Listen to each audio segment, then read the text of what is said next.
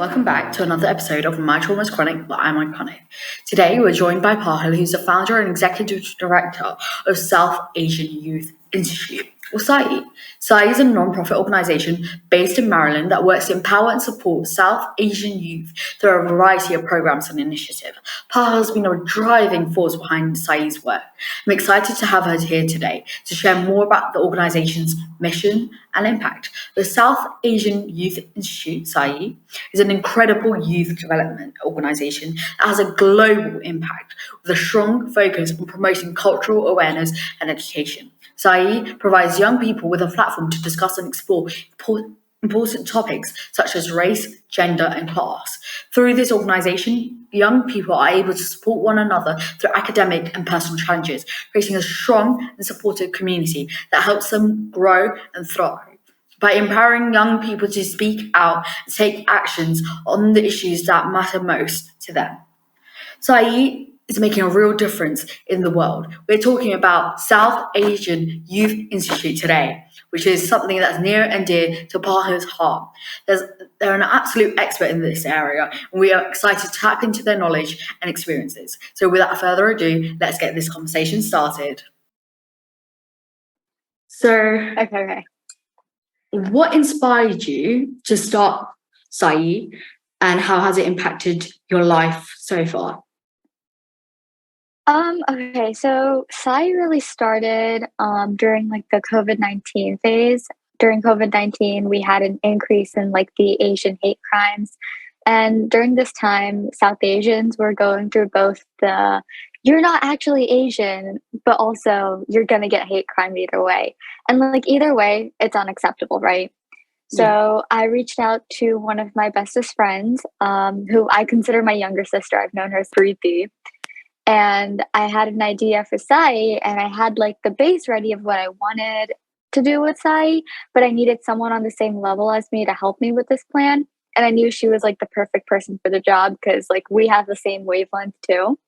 So SAYI has really impacted me like positively in life. I'd always been looking for something to complete who I am while also helping others. And I feel like that's what SAYI is doing. That's amazing. And it's like it has a lot of reach for something that hasn't started that long ago. And it's really nice seeing somebody, taking initiative and doing something about it, because people usually say, oh, I want to do this, but they never follow through with it. So for that, I do have to commend you. So, and I've read on your LinkedIn is like you love team building exercises. Yeah. Like, what's your favorite one? Okay, so for specifically with SAYI, we had like events. So we have like a board member team, right? Because right now we have in SAYI, I want to say over 100 members, and it's worldwide. So we can't do everything, virtually. And so like with the board, before we had an international board, it was a local board, right? Yeah. And we were like, okay, we should do a team building and bonding exercise in one, but also have fun, celebrate, because it was SAYI's 1-year anniversary. Congratulations. And so what we did, thank you so much. But for our board team, what we decided to do was bake a cake. And so we got together, we baked a cake while we were like vlogging on one end. On the other end, we had an Instagram live going on to answer like live questions anyone had about us. When you're baking a cake, there's like that break time as well, where you have to just like let the cake, do its thing. You have to wait and stuff, like the baking in part. So during that break time, we didn't do this live, but we all did like a group karaoke. We played like games where like one person would sit like their back facing the TV, and they would have to like try to do the karaoke without looking at the lyrics to see if they remember the lyrics right. And just like fun activities where like, oh, how well do you know this person? Stuff like that. And like now we have to find more fun team building exercises to do online because our board is now international. It's not local anymore. So we're working.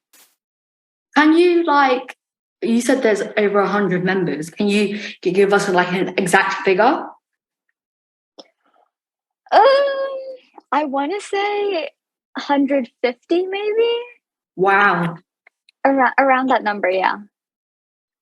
that's impressive. And you're really into like computer science and stuff like that. Has that like Yeah. has those skills and knowledge helped you to build SAYI up? In a way, kind of, sort of. Computer science is something that, like, it's going to be my major because I just graduated high school. So I'm going into college this fall.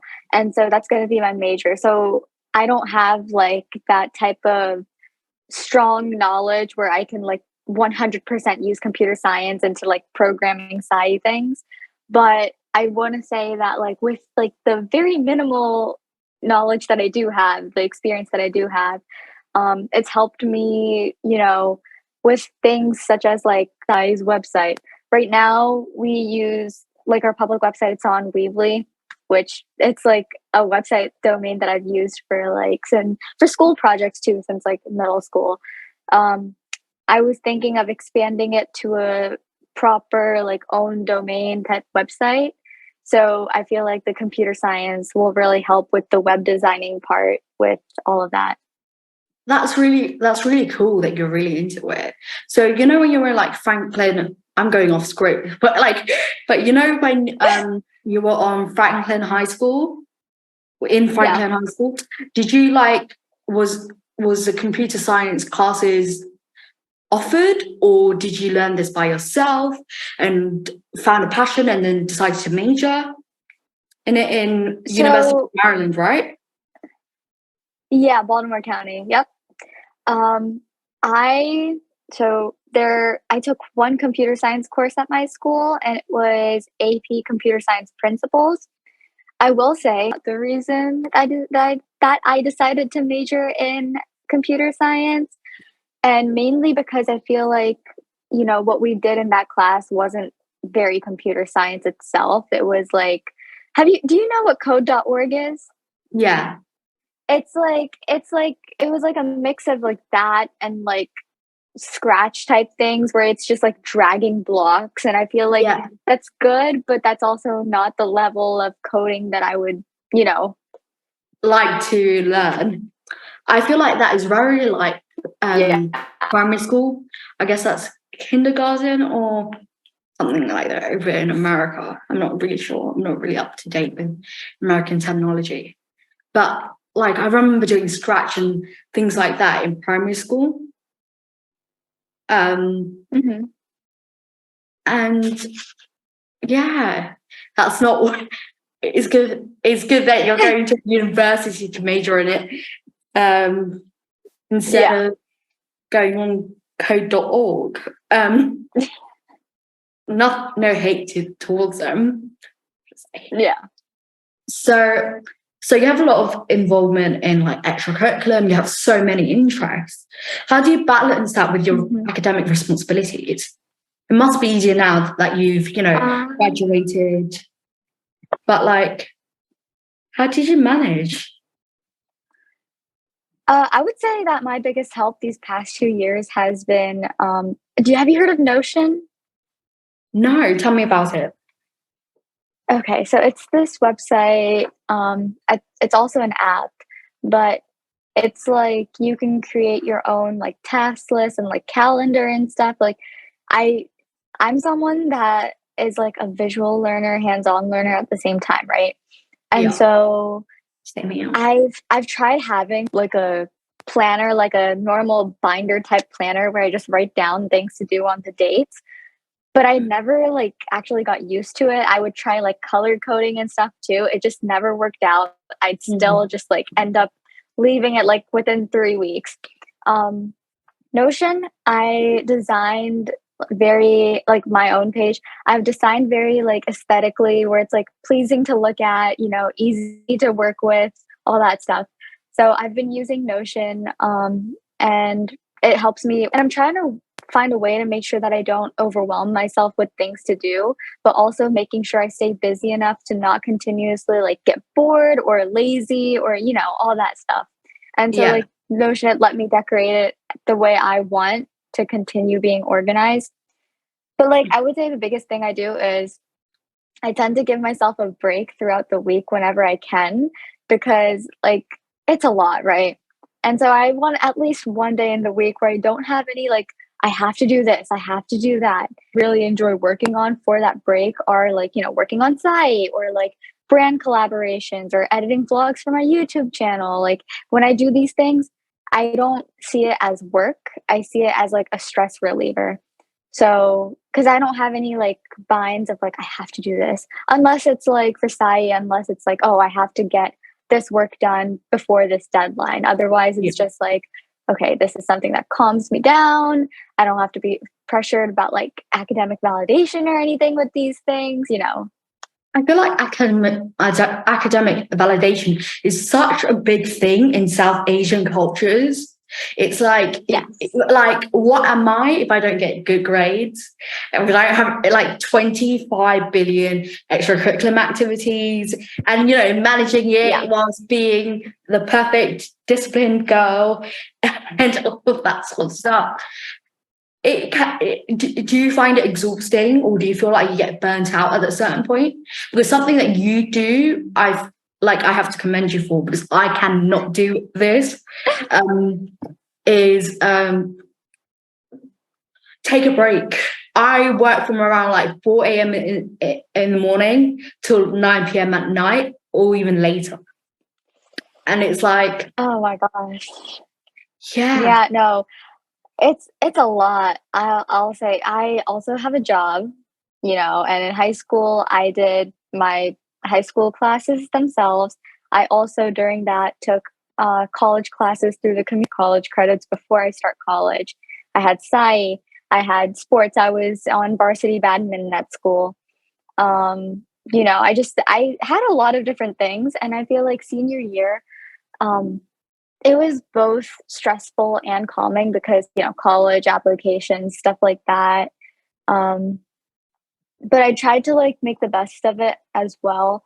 I ran for homecoming queen at my school and I won. oh my god, oh my god. Do send me pictures. I want to see it. I will.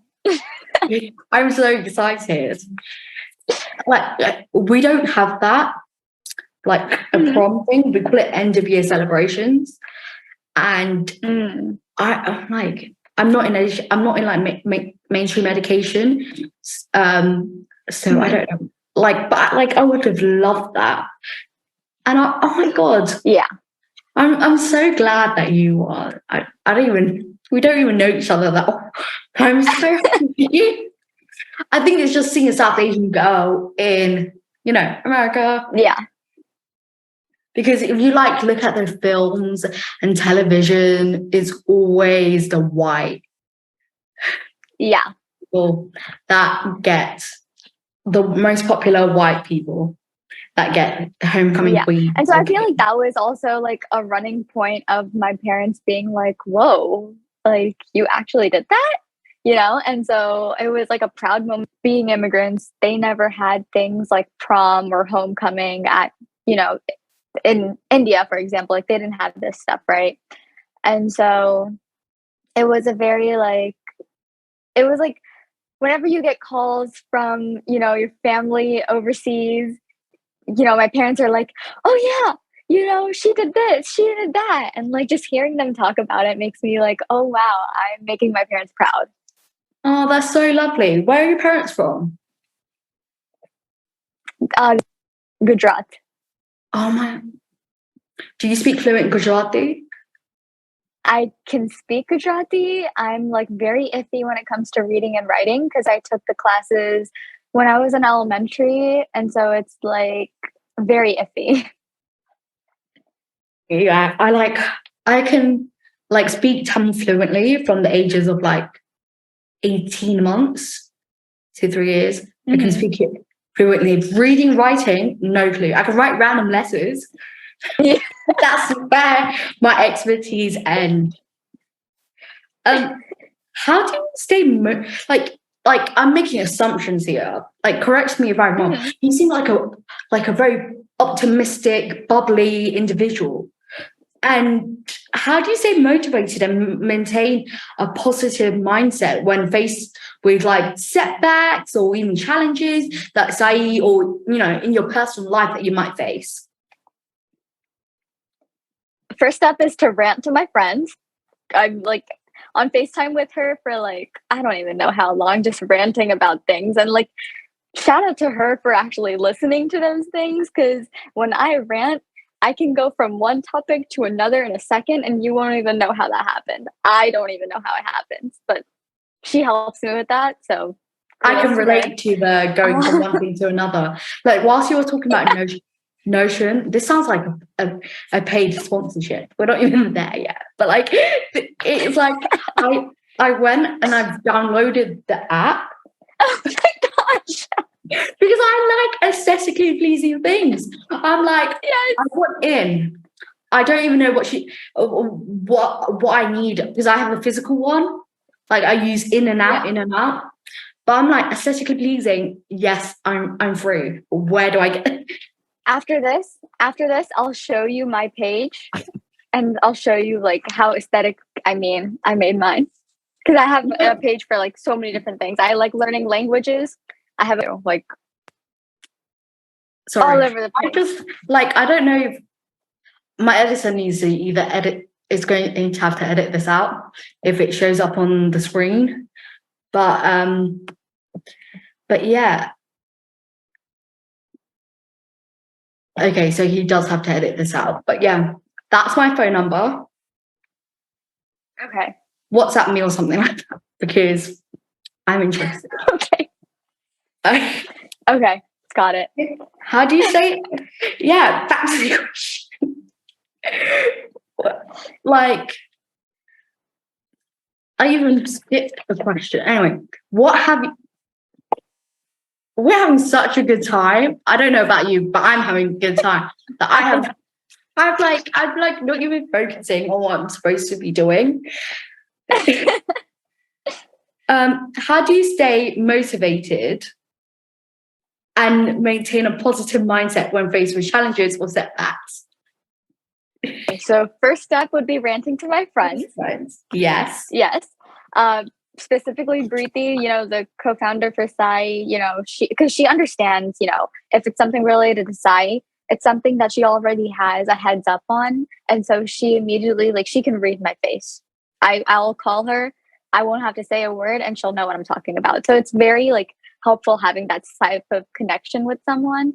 Even with personal life things, I can rant to her about whatever it is, like school life or whatever, and she'll understand. I would say, yeah, for sure. She's like sister. We're like family. Her families are close. So, but currently I would say taking a step back and thinking about what all of this means to me and like why I started SAYI in the first place, it really helps put things back into perspective because there are days where I'm like, I don't want to do this anymore. Like, this is so much. And I feel like I'm trying to help so many people at once, but am I really helping myself? Like all those like and I'm a huge overthinker. So, but even if it's for like assignments for class, activities for home, or just SAYI, I think about why I'm doing it, right? And I feel like I also have a very helpful support group, like my family and my friends. So when I have days where I'm hitting like my lowest point, they'll remind me that like I should be proud of my accomplishments and like how I've gotten to do a lot of things, like how I've overcome a bunch of things in my life to get to where I am today. It keeps me going. Like, no, I have to do this. Yeah, it seems like you have a purpose and you have the drive and the passion, but at the same time, you're like, okay, I can have a bird's eye view of everything, and I need to remember, what made me start, and remember the purpose. And I feel like you're very mindful, which is also like really like I get your mindfulness, I guess, connects back to running a successful organization. Mm-hmm. And that's quite amazing. Thank you. It's okay. what are some of the biggest challenges you have faced whilst running SAYI, and how have you overcome them? Okay, well, I mean, as a founder of a diverse nonprofit, every day is really a challenge. I feel like I'm reaching out to different artists, influencers in the South Asian community, and just engagement in general. Like, that's been one of our greatest challenges, is like keeping our community engagement and passion steady, because there are days where you'll see everything just like goes down and we're like, okay, where are we going wrong with this, right? And like, because of that, sometimes it feels like I'm the only player on the field, or there isn't enough engagement happening. And so keeping people as excited as has been a challenge on some days. And like, when we went global instead of local, we were finding ourselves to be more engaged with just our like American audience. But like, so now we've realized, we need to take more steps for global outreach. And so we're trying to develop like more innovative concepts for like events and workshops that can inspire and grow in each of our members and like our SAYI community as a whole.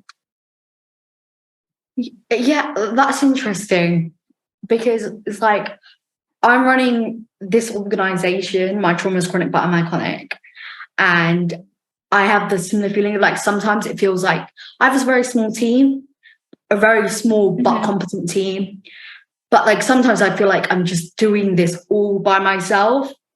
And you're going at it every single day, because when you start an organization, you can't have a day off. Or if you do have a day off, then you have a backlog of stuff that you have to, work on. And it's like, okay, I'm not getting the responses that I need from like when we reach out to influencers and stuff like that. And it's like frustrating. And it's like, we need to cope with the frustration really well.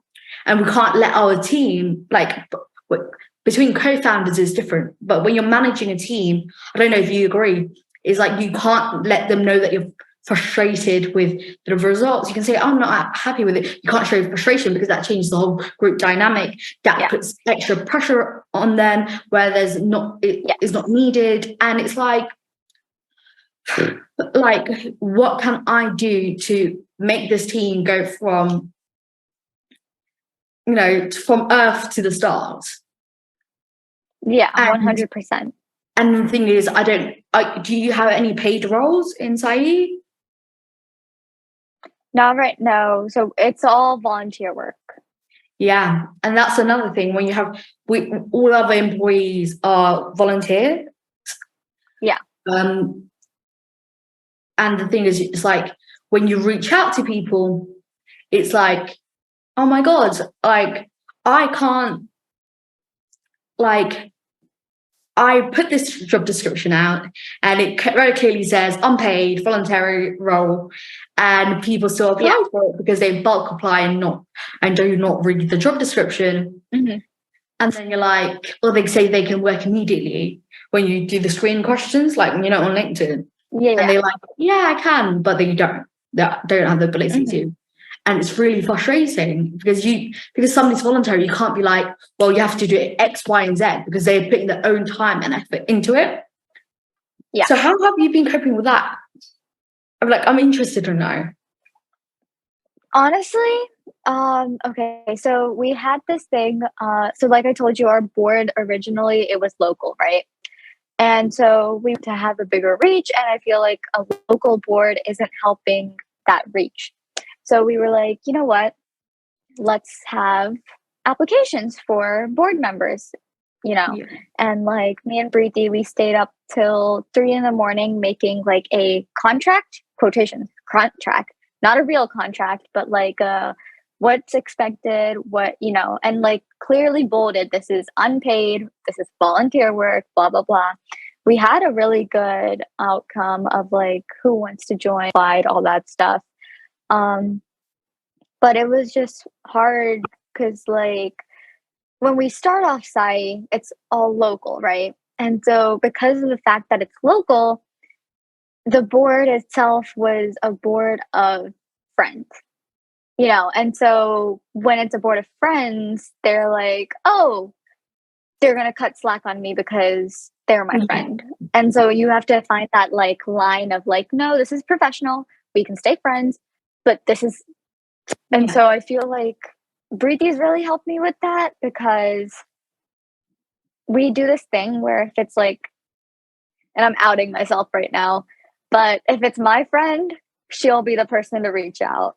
If it's her friend, I'll be the person to reach out. So it's not interfering with like personal relationships either, but it's also like, hey, this is a heads up. And we started like a warning system, like a little, like a 3X system type thing, where it's like 1 warning, 3 warnings. Once you get 3 warnings, you're kicked off of the board. If you want to reapply the next year, go ahead. But then if you get kicked out twice from the board, then you can't join the board. You can still be a member of SAYI, but you can't be a board member. So like do you still have applications running? Applications stopped April 30th.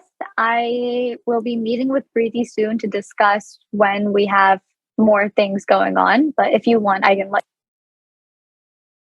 Yeah, I'm completely interested, because I've looked into your organization and stuff, and I really, this is, again, we're digressing. My ADHD is ADHD, but like, it's like, it sounds really great, and everything I'm doing is like a universal thing, like mental health, neurodiversity. Even if it's a small group, it's not like specific to South Asians, except some of our podcast episodes that we filmed. So it's like really, for me, I think it's really important to, give back to where I'm from, like my heritage and stuff like that, and help other people. And I'm not doing any specific work so far on it. So I'm just really interested. Okay, well, I'll keep you updated. Thank you. So what are some of the skills that you've developed through your involvement with SAYI, and how do you plan to apply these skills into your future endeavors? I would say SAYI has allowed me to develop a lot of skills, actually. But like, I'd say the top ones that I can really think of are like public speaking, setting goals and being organized, time management, and communication. Through SAYI, I've been lucky to attend a couple of events where I've had the chance to meet and network with like bigger, like organizations. How do I say this? Not organizations, like higher officials in a way. Network with higher officials and like artists. I don't know. Have you heard of Eric Nam? He's a singer. Eric Nam. No. Okay, well, he's like. Spell it. Can you spell it for me, please? ERIC. Yeah. And then his last name is NAM. He looks really familiar. Yeah, so I've had the chance to attend a couple events. I've met him. We like being able to talk to people that I've always looked up to and just seeing through the screen was like an honest blessing. And it showed me that I've gotten closer to the woman that I've always imagined myself to become, and that like I'm still working towards like my full potential. But I would say that was like a huge highlight, that I could meet Eric through SAYI. And I've always seen, like, I've grown up listening to, okay, I wouldn't say grown up, but I've listened to his music for like a bunch of years. My friends, whenever they'd go to his concert, they would FaceTime me. There was this one moment where one of my friends FaceTimed me, and she would take the phone and she'd put it this way so the FaceTime is facing him, and he waved to me, and that was the first interaction I've had with him through the screen. And then suddenly, I want to say last month probably, I had the chance to meet him in person, face to face, and take a picture with him and like listen to him talk about mental health in a huge event. Like, amazing, Well, But and it's amazing. Did you go to one of his concerts or? I did not get the chance to go to a concert. Mm. I would love to go to a concert. Yeah, I know where I've seen him from TikTok when he does those interview like podcasty sort of things. Yep. Yeah, he's it. quite a character. He's quite amazing. Yeah. It's like, especially when you meet someone who's like, very well known. Like, for example, Saint Laurent. Yes. So I had a VIP tickets to his concert. So I got to have a meet and greet and then, stuff like that. And then I got him like 2 gifts.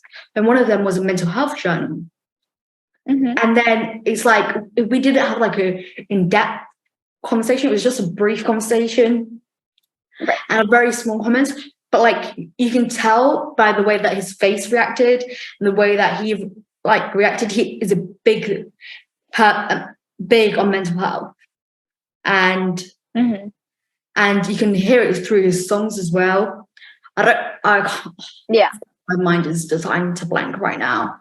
But like, one of his songs says, I don't check Twitter because I value my mental health. Mm-hmm. And it's like, it's really nice to see someone like someone you look up to,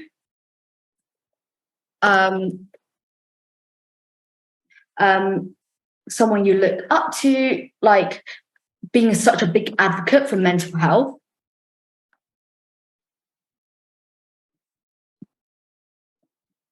Oh, it's this song Nails. That's it. Okay. I don't really go on Twitter though, because I care about my mental health and my intellect. But like, I don't know. It's just like, he has millions and millions of listeners, and I think he has a bit over 2 million monthly listeners. To hear somebody like even mention mental health, like, when a celebrity or a well-known person that are in something, how you other people automatically become really invested in it. Yes. And it's like one of those things. They're going to be like, oh, well, he said mental health. I've heard that term before. Let me look into it. And they'll go through a rabbit hole or whatever. Whatever. And yeah. Mm-hmm. So I can relate in that, in terms of that. Yeah. What are the how has your experience with SAYI informed your career aspirations, and what do you hope to do after graduating from college? My experience with SAYI has been incredibly transformative, and it's influenced my career aspirations to a point, because if you think about it, computer science and then advocating for South Asian awareness and representation, I feel are 2 different things. But if you know how to mix them together, it could go a long way, right? Mm-hmm. And being actively involved in SAYI is witness firsthand the profound impact that youth development organizations can have on individuals and different communities itself. And so it's ignited a passion in me to continue working in this field to empower younger people and create that positive change that, growing up, not a lot of us could have had, because, how many times have you seen South Asian representation in TV growing up, right? I feel the one person I can think of off the top of my person, it's a Disney princess, right? So, and even then, it's one film. Right, exactly. And so do you Never Have I Ever? My involvement, 50-50. I won't say it's a bad show, but I will say could have been represented better. I'll say it's good for the drama and the gossip. For representation, though, no. But through my involvement with SAYI, I've gained all these different skills, right? And leadership and program development and community engagement. And so I would say that these experiences have solidified my desire to continue pursuing this type of involvement in like the nonprofit sector, and specifically focusing on youth development and empowerment pretty much. I feel like, you know, there's like specific tools and resources that you need that are very important when it comes to providing young people with all that stuff, and they need that to reach their full potential. And so like I would say, like after graduating college, my goal, I want to keep working with, you know, more established youth development organizations, or just continue a chapter of SAYI where it's focused on all ages and not just youth. So it's not like we're leaving anyone out, right? Right now, though, considering that the born youth that's still, you know, learning and their full potential, that's why we're focusing on youth developments. Because if we can help people our age or younger, or even if they're a little older, we still have that experience, right? Yeah. We want to be able to contribute that, the skills that we have, you know, the knowledge, and like our passion that we have to create these different programs and initiatives that address like the needs that all these young people have to, you know, reach their full potential. So whether it's through like different educational initiatives or advocacy work, you know, we want to create that positive change in like all these, you know, youth's lives and navigate the challenges that they're facing. Like I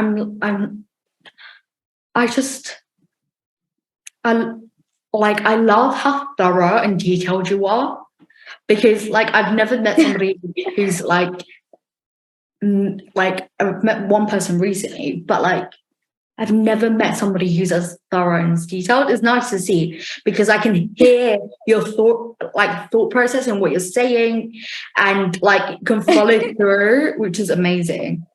Thank you.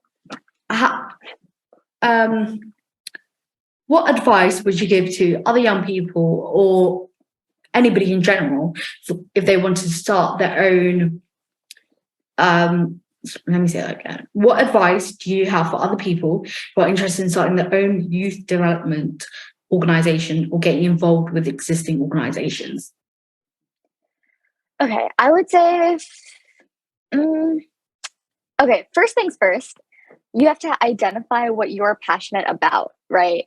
Because you shouldn't join an organization just to make your resume look good or make your college application look good.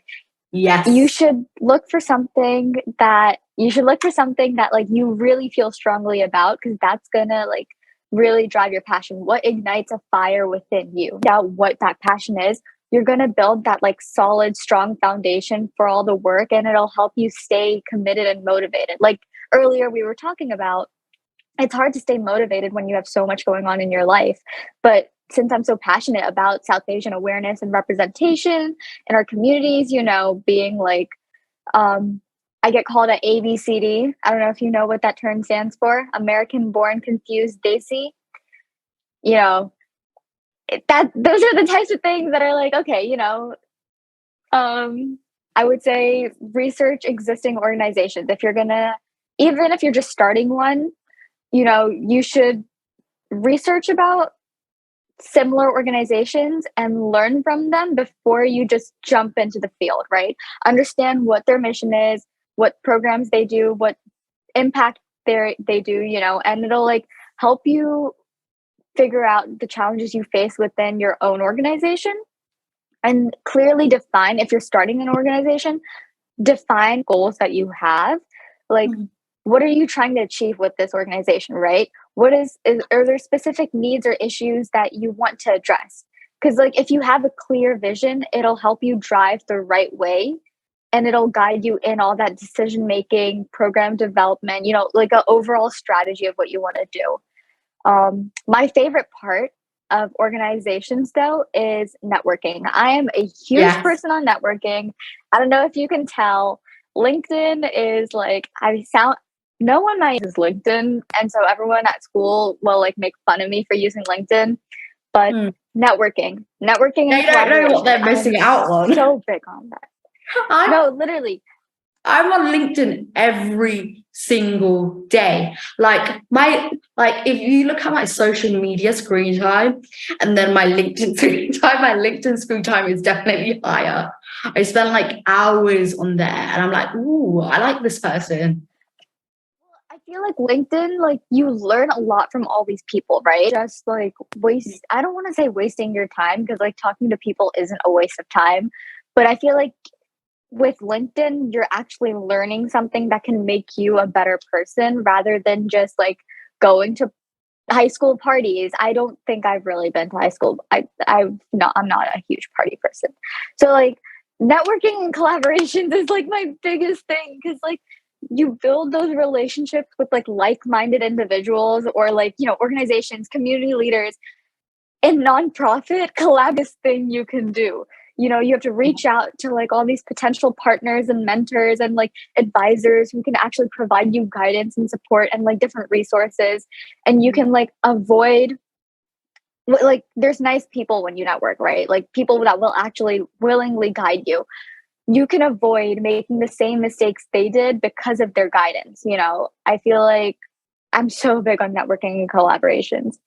Um, if you're building an organization, start small. Get a company page Locally. started up. Get your LinkedIn page. Like literally, like stalk, not stalk, but like stalk people that like have similar passions and interests as you. And trust me, those people on LinkedIn are willing to connect. They're there to connect.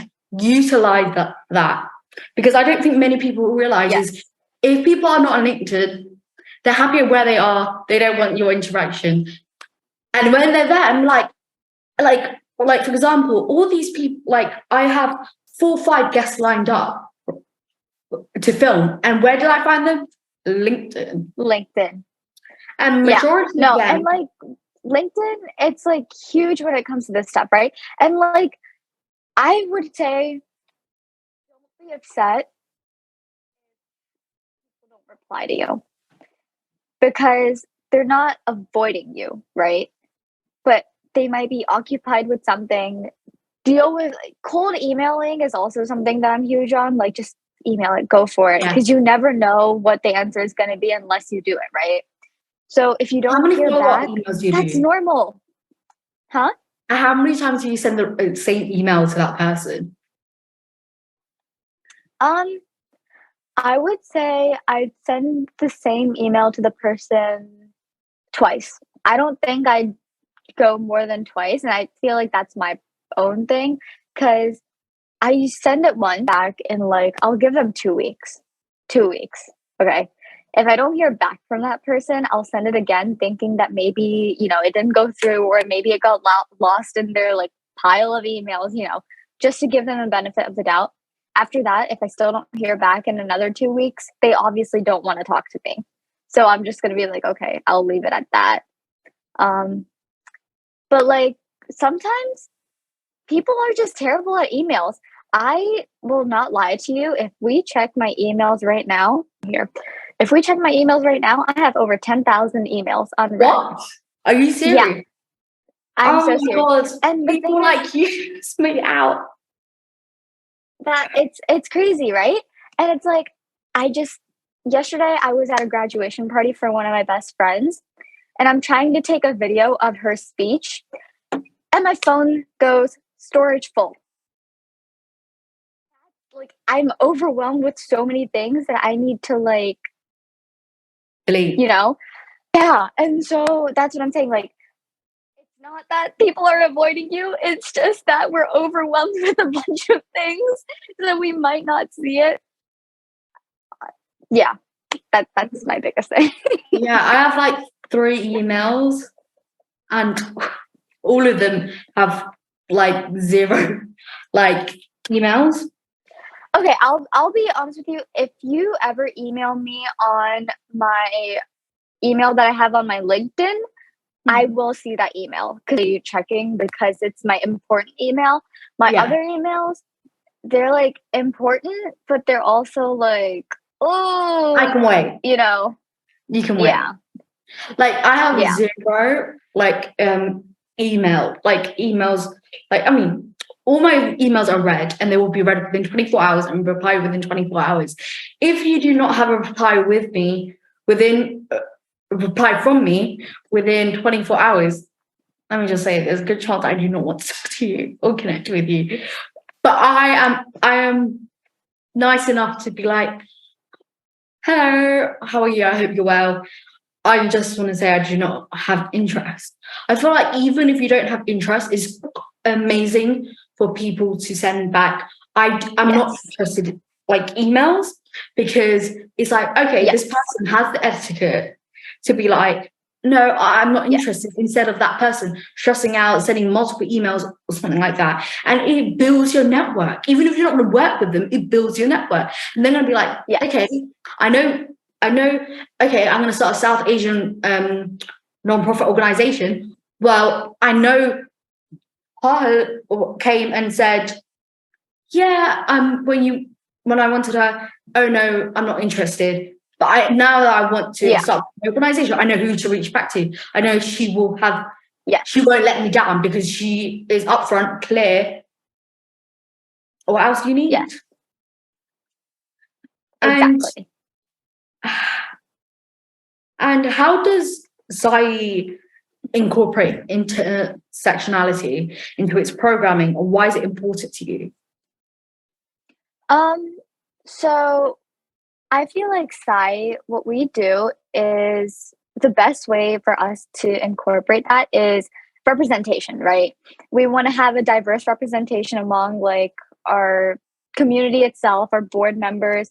So this ensures to, tell young people that, even if you're from a different background, we have role models, we have a support system that you will be able to relate to, right?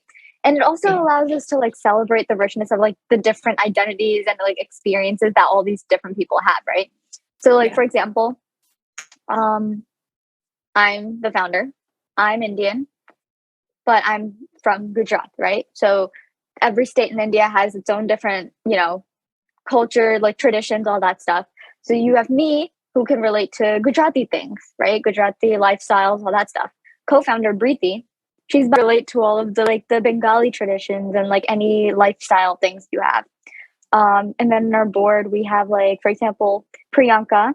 She's half Gujarati, half Punjabi. So she can relate to, being like we have so many. We have Sean, he's Vietnamese. Sunny, he's Filipino. Like we have all these different people from different backgrounds. So representation is our biggest thing, and we don't want to make our board focused on one group of people. We're focused on South Asians. We're not focused on just Indians or just Bangladeshis or just Filipino people, right? Like it's representation. And I think I would say we take a culturally sensitive approach and like our programming by acknowledging and respecting that there's different, unique cultural, racial, ethnic backgrounds in our participants, right? So we want to provide those relevant resources, workshops, and activities that honor those traditions and histories that they have. And if you have intersecting identities, right? We want to have that support that recognizes and addresses those specific needs. So this could be like different workshops on like identity exploration or just like mentoring. Like we're working on programs to really have so during COVID, we had workshops, right? And in those workshops, every time there was like an event or something related to like a culture, we would have a mini like meeting where everyone would get on like a little Zoom call, point about like what you should know about this, blah, blah, blah, just to teach people, like make them culturally aware of what other people celebrate, their traditions, all that stuff. And so we want to bring back those workshops. And we also like, I feel like our big thing also with that is collaborations and partnerships. We want to collab with other organizations that we know also specialize in addressing those issues. And so like if you work together with those like-minded people, you can acknowledge and like actually provide that like comprehensive support to the youth.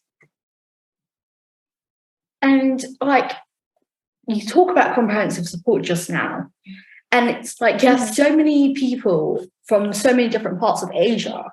So how do you foster a sense of community?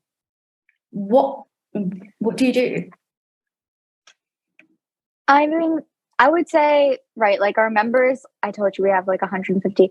We're trying to create, right now, we're working on marketing and stuff, right? We're trying to grow our Instagram because I feel like two of the biggest things that I've seen most youth using right now are Instagram and Discord. Those are the top two that I've noticed.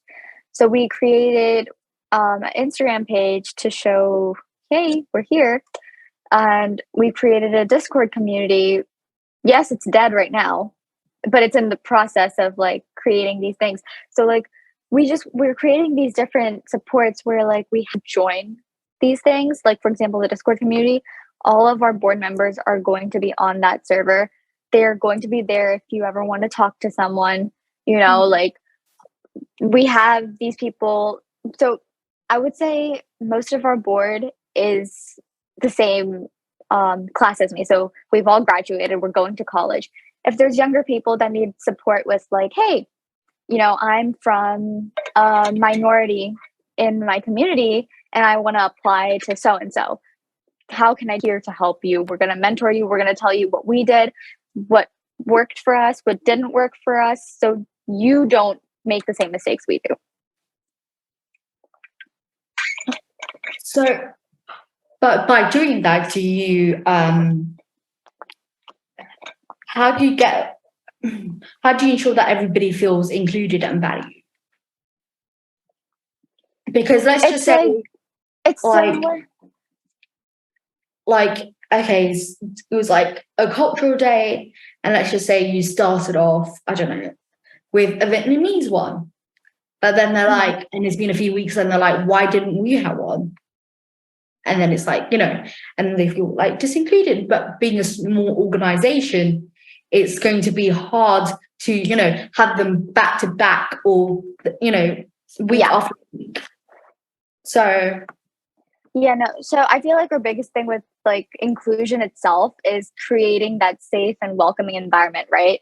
Like we've clearly stated on stuff that SAYI isn't just for South Asians. Anyone is welcome to join the community. We just focus on South Asian awareness and representation.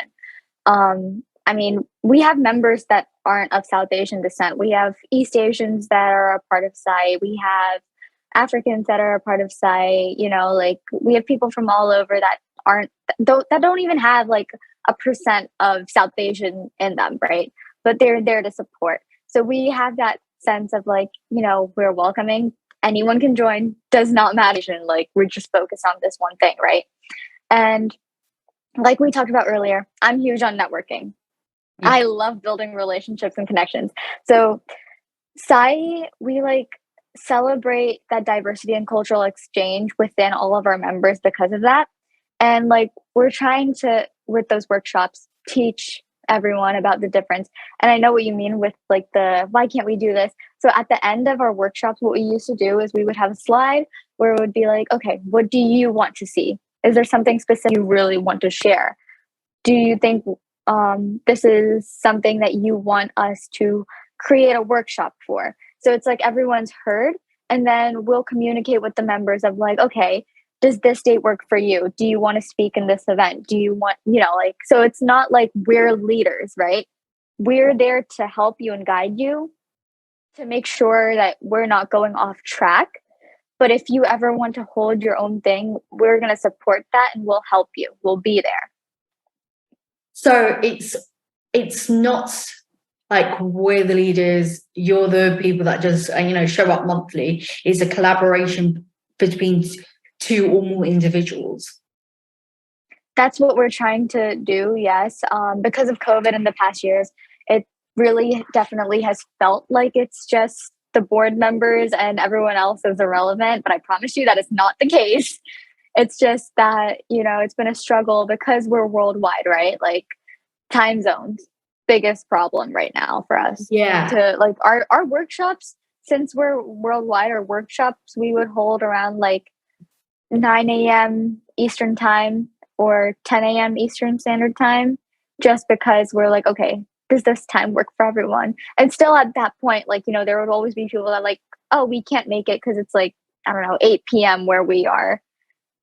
So it's the time zone. So we have to create those different workshops where like, okay, if you can't make it to this session, we're going to create another session. Yeah, I've like noticed that like with our communication when I wanted to push it an hour forward, and I was like, I forgot to add GMT, and you're like, no, I'm not free at 5 o'clock, and I was like, yeah, what do you mean what do you mean you're not free at 5 o'clock? It's like, and then it was like, oh shit, I forgot to add GMT right. onto it. And we're going to come back to the COVID related stuff. But like, but like how many people on average attend these meetings and workshops? So the workshops we had around COVID time, we haven't had a workshop in a while. So after SAYI really expanded, I would say we haven't had a workshop. But when we first started out, we've had like the maximum amount of people that have attended a workshop has been about 25 people when we first started, which I would say that's because it was something that we just started. It wasn't like, but I think that was our biggest number. We'll find out what the new number is as soon as we start the workshops again. So like a sixth, when you were starting, but that's a sixth of your population now. Yeah. So, like in these workshops or in these events, what is your most memorable like moment?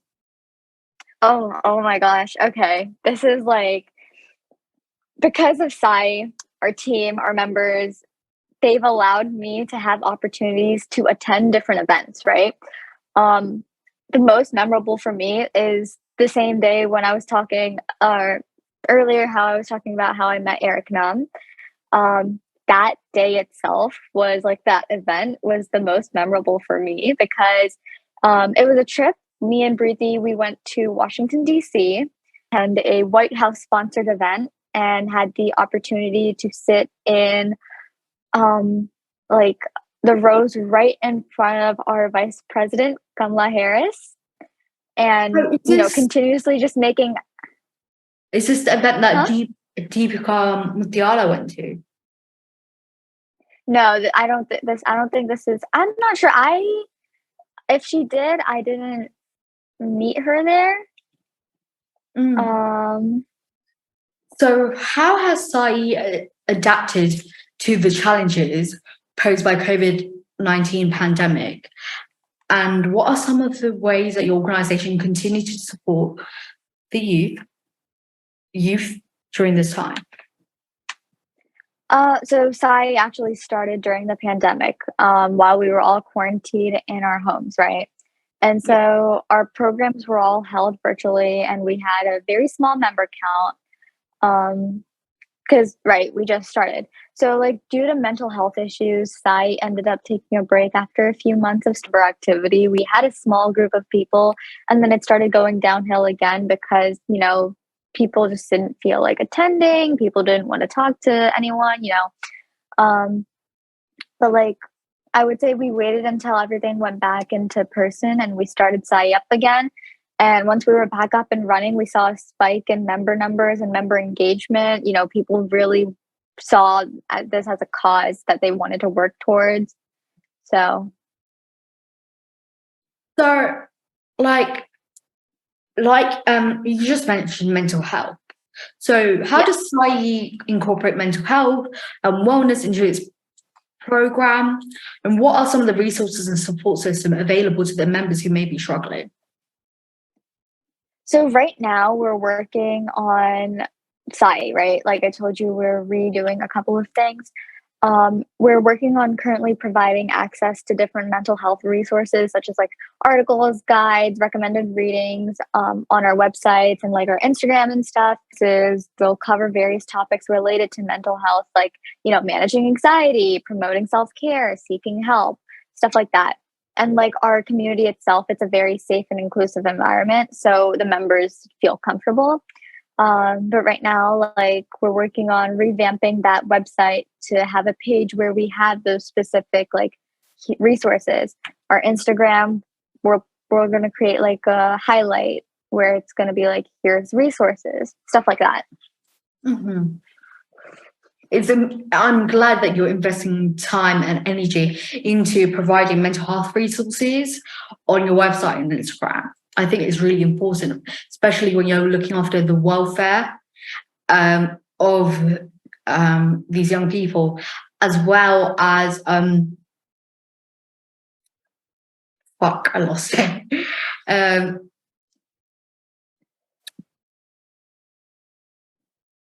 As well as, coming from a safeguarding perspective as well. It's, that you've done your part, and you've made an effort to address those challenges. And so, like, what are some of the ways that SAYI encourages members to become leaders and change makers in the community, and how do you support them in this process? So you said they can apply for the board every year, and can you elaborate on that? Yeah, of course.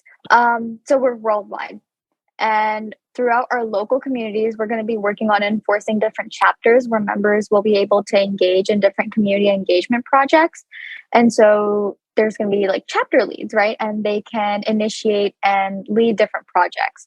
So we also encourage like collaborative decision-making processes where members can, contribute their ideas, voice their opinions, participate in like shaping where they want side. And so this practice, it like fosters that sense of like ownership, and like it tells members, you are also leaders. You can take on these leadership responsibilities. Like, for example, when we have the chapters, say we have a chapter in like Los Angeles, and the chapter lead there says a lot of the members here want to do a community service type of activity, or lead something. Can they do so? As long as it's not illegal, those SAYI's mission, we'll let you, we'll help you promote it through SAYI, but like you can lead it. We won't do anything. We'll help you promote it, but you can lead it. This is something that you do on your own.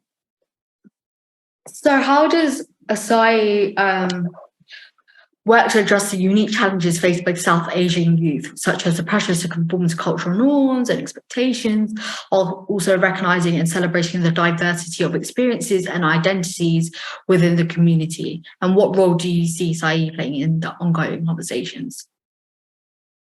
I would say that communication is key, right? Definitely. It's hard, but it's necessary. And we want to have a space for open dialogue where our community members can voice their concerns, challenge different norms, and just work collectively towards a positive change, right? And engagement is very important along with communication, because we believe that they have meaningful change, and like really encourage them to be these active participants in shaping their communities. And so like through that, like, right, we're going to create like that safe peer support network. We're branding our Instagram and Discord community. We celebrate, the diversity of different South Asian cultures, traditions, identities. And we try to make Instagram posts about the different holidays as much as possible as well. And so, restarting those workshops, and we're going to address faced by South Asian youth. Are you going to promote like Eid coming up? Yes. I think it's definitely next week. Next week. Yep. And so you'll be doing posts on that and stuff like that. Yes. That's great that you try to include different like ethnicities and communities and religions, because like when people think of India, they think of Hinduism, which is one of the most practiced religions. However, there are others that exist within Yes. India. So, when somebody, your emotions get heightened when you're having tricky conversations like this about, challenging, challenging cultural norms and expectations and stuff like that. And how do you navigate the tension between preserving cultural traditions and challenging harmful practices or beliefs within the community? And what role do you see SAYI playing in this ongoing conversation?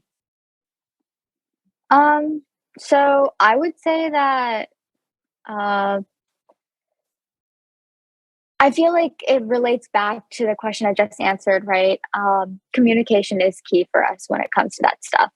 So we want to have that safe and inclusive community for SAI. And I would say that making those posts, so as someone who is Hindu, right? You're always hit with so I'm Hindu and our co-founder, she's Muslim.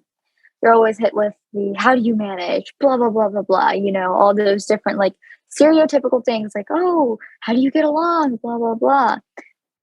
And it's like, that's not, it shouldn't be a driving factor because we have the same. So showing that we care about this stuff, we're working towards creating these different posts, these different events for the same things. It shows that we care. It shows that this isn't something that's hard. It's something that just needs a little push.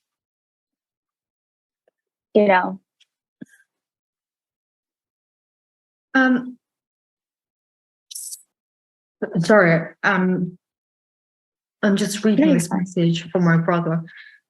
Yeah, it's not important. Sorry about it. Sorry.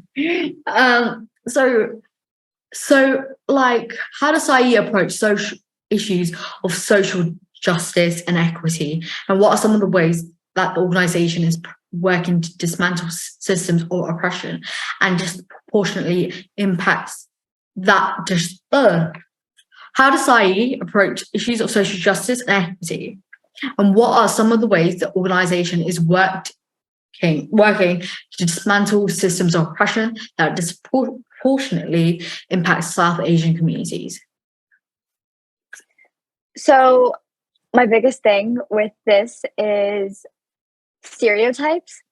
They're drawing the attention that we need away. I feel like a lot of us in SAYI have been, bullied growing up, racism, stuff like that. And it's like, oh, you don't have a voice here, go back to your land, stuff like that, right? Yeah. I feel like our biggest thing is representation. And that's why we're really big on representation and awareness in SAYI. Like we were talking about Never Have I Ever earlier. Listen, I love that show. It's amazing. I will watch the seasons. Like I don't mind it.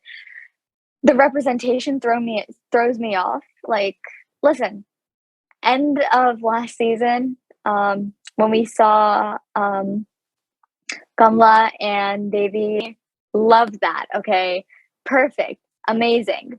Yeah. But also, I feel like throughout the other seasons, the representation of Devi isn't what we all wanted as a brown girl herself, right? I mean, when I was trying to get my college applications in, I was having my essays reread or peer reviewed by my English teachers. And I'm not going to say one teacher because it's been more than one teacher. And so I've heard, Pahal, have you seen Never Have I Ever? You really remind me of Devi. There's really nothing that really reminds. Like my essay was about being too Indian for people in America and being too American for people in India. Love it? Sure, maybe there's a hint of Devi in there. But if you read the actual essay, you'll realize that there's no Devi in there. So I feel like, that's a common issue that people who are first generation in a Western country face. It's not like a Devi thing. It's like international thing. And I get that 100%. So that's why SAYI is focused on like representation and awareness. We really want the right representation for all of us, because although that is representation, I feel like a lot of the South Asian community itself feels like that isn't the right representation. And so we really want to focus on, like, even if like a Netflix show, what can we do locally to push that drive towards the right representation? And how does SAYI balance the need to create a safe and supportive space for its members with a desire to engage in those difficult conversations and push for change? And what strategies are you using to facilitate that? It's hard. I won't lie. It's very hard. You have to watch a lot of the time, right? I would say the biggest thing is knowing that this is a safe and open space, right? You can't judge anyone for what they say, what they believe in. Everyone's grown up different ways, different lifestyles, different backgrounds. But you can be there if someone says something that's clearly wrong. You can be there to be like, hey, this isn't right. I don't want to tell you that you're, saying things that you shouldn't be saying. Your opinion is your opinion, but also be mindful of your surroundings, right? Yeah. And I feel like there's times where you have to really watch who's saying what, right? So, like, for example, we have that diversity of a board, right? If you feel like you personally can't say something in that context, someone else is there to really help push that, because it's like we've worked towards the same pretty much. And so it's like you just work towards it. You work through it together. It's hard, but you have to be able to create that balance. And, with Breathy, we're creating these different workshops. We're currently working on a thing called Summer with SAYI. So this summer we want to create more events and stuff. We don't know how international those events will get, considering that we need to create chapter leads and stuff. You want to really branch out with all that stuff. So, like, how do you financially fund all these? Does it come out of your personal pocket? Do you have a bit of funding? So it does come out of personal expenses. Our last 2 or 3 trips to DC have been personal expenses. We are a nonprofit, but we have not been officially registered as a nonprofit yet, which is something that was well. We're going to turn into an official 501c. And, just it's pretty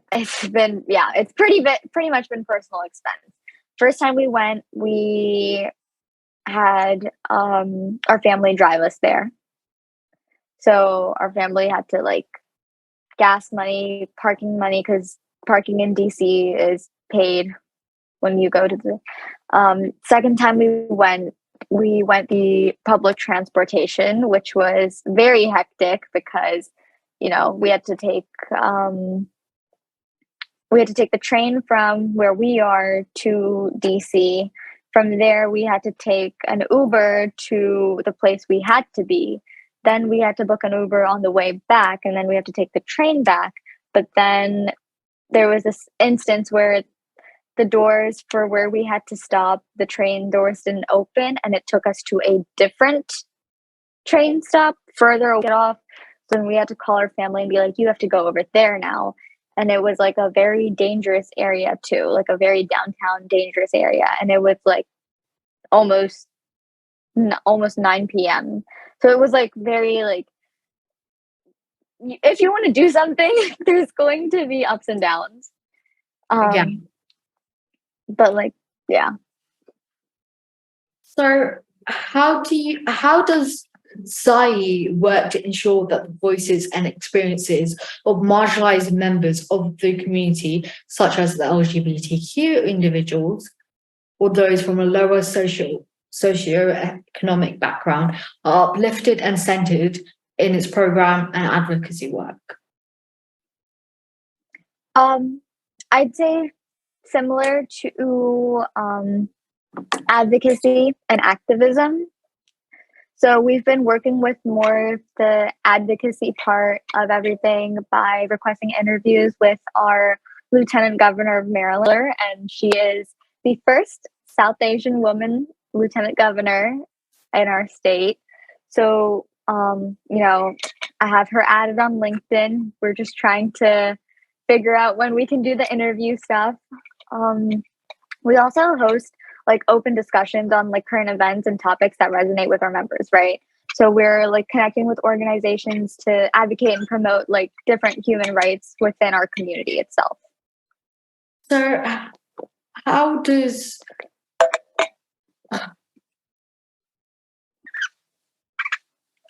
SAYI approach the issues of intergenerational trauma and its impact on South Asian youth? And what are some of the ways the organisation is working to promote healing and resilience within the community? Biggest thing, again, safe environment, right? Like we're open to communication. I feel like everyone in our board has something that they've dealt with, right? Like everyone has trauma.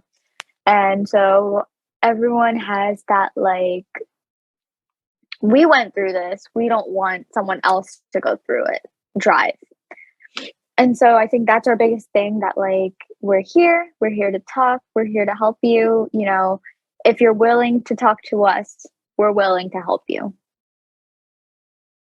So like, and then when you're willing to help them, and let's just say we're going to go back to different conversations or situations that could be triggering for you, like personally. So what strategy do you use to manage your emotions in these moments? I would say my biggest thing is I would approach them kindly, like, even if it's like something that like, you know, even if I'm not in the right headspace at that point because of, you know, the trigger, I would be like, hey, you know, I'd love to continue talking to you about this, but I personally don't feel comfortable continuing talking about. Nothing against you or your problems, something that I'm dealing with in my own mental health, you know, something along those lines, so they know that you're not avoiding them, right? Yeah. If they feel comfortable talking to another board member, go ahead, by all means. You know, there will be someone to help you. If not, if this is something personal that they don't feel comfortable sharing, I would direct them to, here's some resources you could do. This is a little more related to me, but I used to be a voluntary listener on this website called 7 Cups, where you can pretty much anonymously talk to these like trained listeners that will let you just rant, then let out whatever feelings you have. They can't give you professional advice, of course, right? They're not licensed to be therapists or anything, but they're there. And if you want someone to anonymously just share to talk, so that's one of the biggest websites I usually guide a lot of people that I know. I'd be like, here's this website, you know, you can talk anonymously if you don't feel comfortable sharing, blah, blah, blah. And if anything gets worse, they will connect you to a licensed therapist. They will give you information about licensed therapists. Is that free of charge? Yes. The listeners thing, yeah. The therapist part, I don't think is free of charge. Therapist part, but the listener part is free of charge. Yes. So how do you manage your own mental health whilst also supporting the mental health needs of your team and staff, and what strategies have been most effective? Like I said, you know, ranting to breathe has been my number one thing. There's been days where I'm frustrated at someone for something, and I can't mentally do it with anything. And so that's the point where I'd be like, hey, can you take over? Like, I cannot do this right now. I don't feel like I'm in the right headspace for this. Can you take over? Or if she is going through something, I'm the one that takes over. We have that bond where we can switch off and we don't have to explain anything to the other person. They'll just do it. Luckily, I have that strong support system, right?